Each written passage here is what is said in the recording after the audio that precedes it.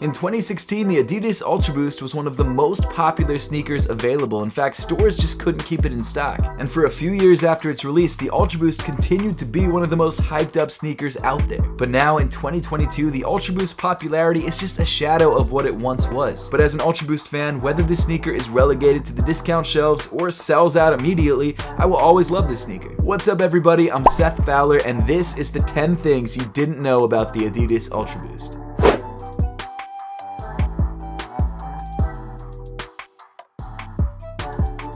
Number 10. Boost cushioning first released in 2013, 2 years before the UltraBoost debuted. So Boost was originally designed as a performance technology specifically for runners. The cushioning, which resembles styrofoam, is made up of a bunch of tiny foam beads that are heated up and molded together. And back in 2013, this cushioning was by far the softest underfoot cushioning on the market and actually boasted 20% better energy return than standard EVA. The first shoe this running technology debuted on was the Adidas Energy Boost in 2013. However, Boost cushioning didn't skyrocket to popularity until 2015 when the UltraBoost first came out. Number 9. Puma sued Adidas over Boost. In 2013, Puma filed a lawsuit against Adidas, claiming that Adidas Boost technology infringed on their cushioning patents. Puma claimed that they started developing the same polyurethane sneaker sole back in 2009 with German chemical engineering company BASF. Puma apparently filed 4 different patents for this midsole technology. However, 2 years after they started developing it, BASF left Puma for Adidas. BASF brought a similar technology to what they were working on with Puma to Adidas that they called Infinergy.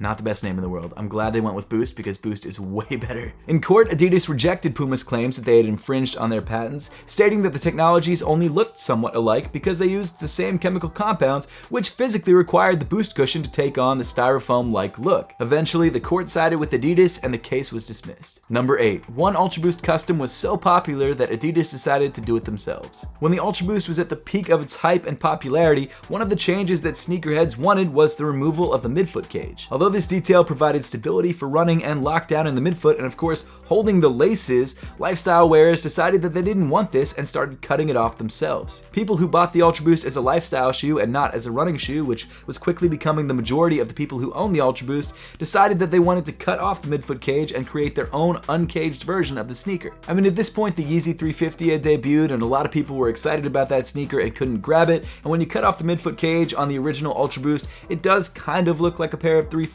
so I think that had something to do with it as well. But regardless, a lot of people started customizing their shoes this way, and a lot of customizers started to make their name by doing this, and the custom became so popular that Adidas took notice. And finally, in 2016, a year after the original release of the UltraBoost, Adidas released the UltraBoost Uncaged, which, as the name would suggest, was a variant on the original UltraBoost without the midfoot cage. Number 7. The original UltraBoost didn't use Continental rubber on the outsole. So if you're not familiar with Continental, they're a rubber company that most famously makes car tires. And while they had been working with Adidas on outsoles for sneakers a couple years before the UltraBoost debuted, the first UltraBoost didn't actually feature Continental rubber on the outsole. In fact, for a while after the UltraBoost first released, the traction pattern on the shoe was actually these little nubs that were apparently better for traction but were made of rubber that was so soft and wore down so quickly. Because of that, Adidas decided to start using Continental rubber on the outsole, which gripped the road better, and they also changed the traction pattern of the shoe by cutting off the ends of the nubs, which actually made it last a little bit longer. Number 6. The UltraBoost combined 3 new technologies for the very first time. So surprisingly, the UltraBoost was the very first sneaker to combine boost cushioning,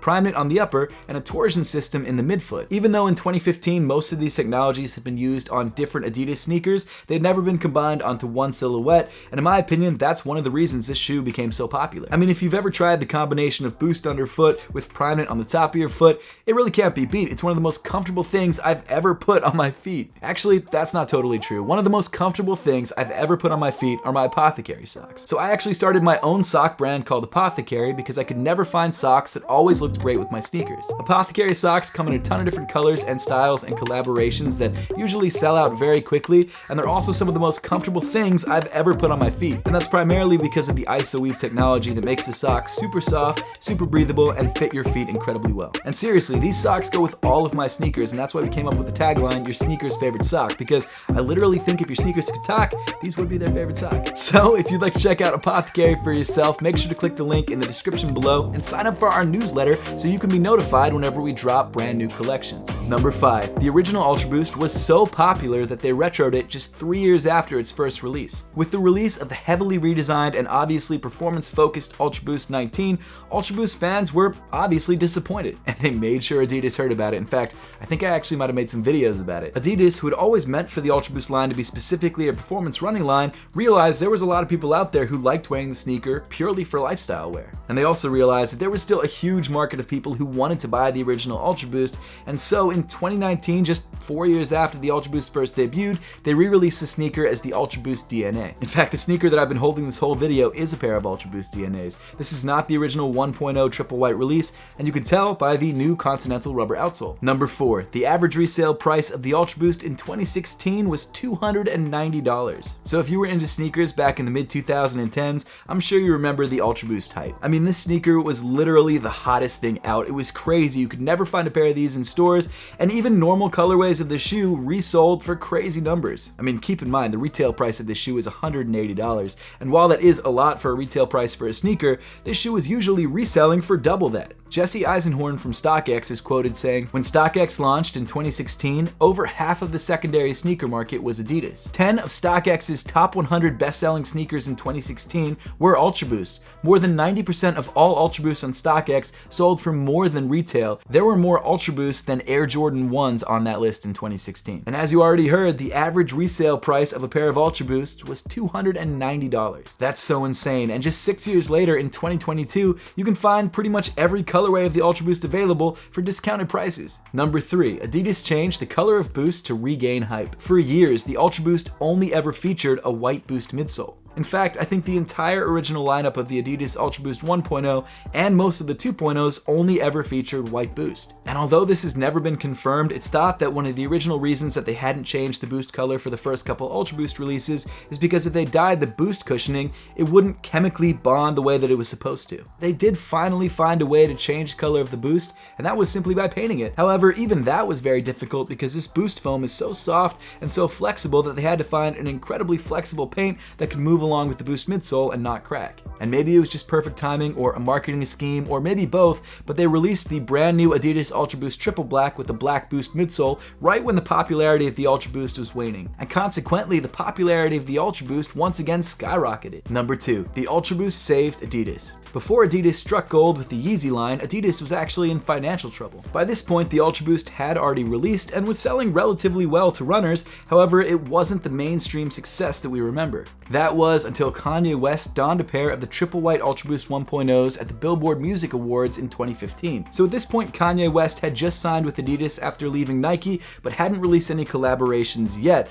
And so to show that he was with Adidas, he decided to wear a pair of Adidas sneakers and apparently just took a liking to the triple white UltraBoost 1.0s. And with a co-sign from Kanye, the UltraBoost became an overnight success. The UltraBoost immediately started selling out everywhere across the world, and with more and more people wearing the sneaker, the word spread about how comfortable the sneaker actually was. And of course, with the new hype of the UltraBoost, any sneaker that featured Adidas Boost in it started to sell out immediately as well. And obviously one of those sneakers was the NMD. That's totally a story for a different video, but if you guys were there, you remember how popular that sneaker was. Number 1, the UltraBoost was not intentionally limited when it first released. When the UltraBoost first launched in 2015, there was only one factory that could actually make Boost cushion. And because of that, Adidas had to create very small quantities of the sneaker and allocate them carefully so that the sneaker could reach the most people. This, although unintentional, dramatically increased the hype of the sneaker. Not only was Kanye wearing the shoe, but it was also very difficult to get, which made hypebeasts want this sneaker even more. Seriously, no matter what the colorway was, any colorway of the UltraBoost, when it was put out in shelves, sold out immediately. And I remember those days well. I'd go out to sneaker stores and try and buy the newest colorway to review them. It was rough because they never had them in stock, but when you got that one colorway that no one else had, you felt so fresh. But that pretty much wraps up my list of the 10 things you didn't know about the Adidas UltraBoost. Now, I would love to know your thoughts on this list and whether you have a fact that I didn't know about the Adidas UltraBoost, so make sure to let me know those facts in the comment section down below. And as always, thank you so much for watching. Make sure to subscribe if you haven't yet, and I'll see you all in the next one.